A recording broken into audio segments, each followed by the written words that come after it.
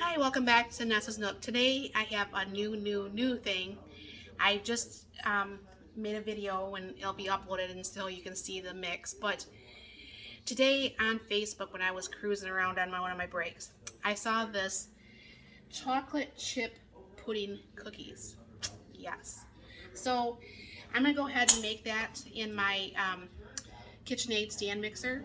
And it should be fun. I hope it's really good. Chocolate chip cookies is probably my favorite. Um, then probably molasses is probably my second favorite. So, anyways, without further ado, we'll bring it down. And so you're gonna start off with 2.5 cups of flour.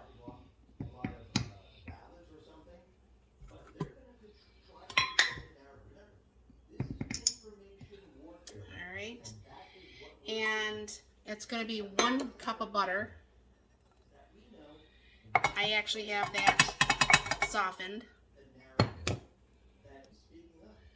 Okay, and it's 3/4 cups of brown sugar. I measured that out earlier because I was making my brown sugar. There's a video on that too.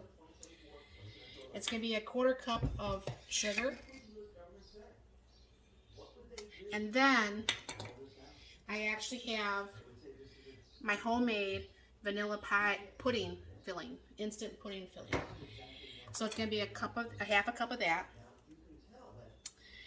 And then you need to have 2 room temperature eggs.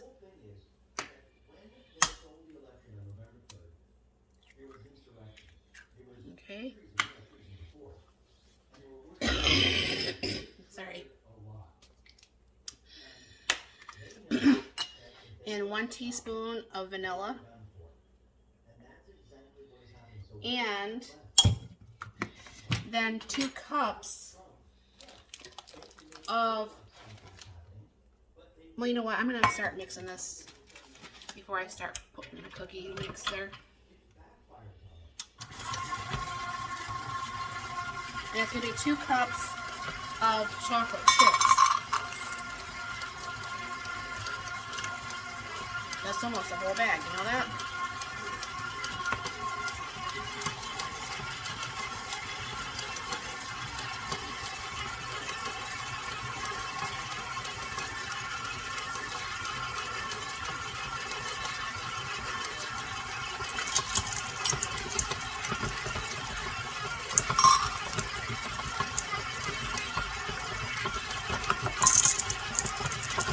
Well, that just left just a little bit of chocolate chips with the milk. You know what? We'll just dump the whole thing in there because I like chocolate chips.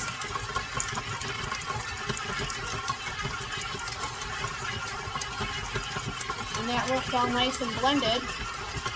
So what I'll do is I'll pull this off here and I'll go get the tray ready so we can go ahead and get the cookies started. Alright, so this is what the mix looks like. And then she said to go ahead and use a medium scoop. So that's what I'll do.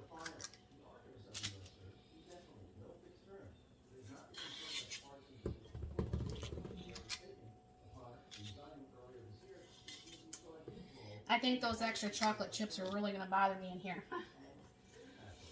Not really. And then what you're going to do is cook this in an oven at 350 degrees for approximately 11 minutes. I'll be cooking mine over there in my June. And yeah, like a little over 11 minutes. We'll have some cookies that we'll put on a sheet to cool them off.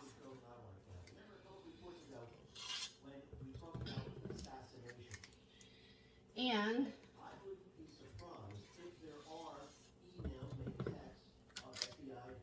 that still has a little bit of the product that wasn't already mixed, but I'm sure that will be fine. Now she says what you could do with this is if there's any left over, you could pre-ball it up and then put it in the freezer, and then half an hour before you want to use it, then you take it out and put it on your countertop. So I'll go ahead and put this over there in the June. Alright, let's see if the June knows Oh my gosh, it knows we've got cookies. Cookies, continue, 12 minutes. So I'll keep an eye on this, and there's that. All right, and here we go. I did make a mistake. Um, I only put a half a cup of the pudding, and I forgot the baking soda. So I had to kind of like pull it out, and that's why the cookies look a little bit different because they were starting to melt. So it's 1 cup of pudding mix, which would have been 1 box of pudding.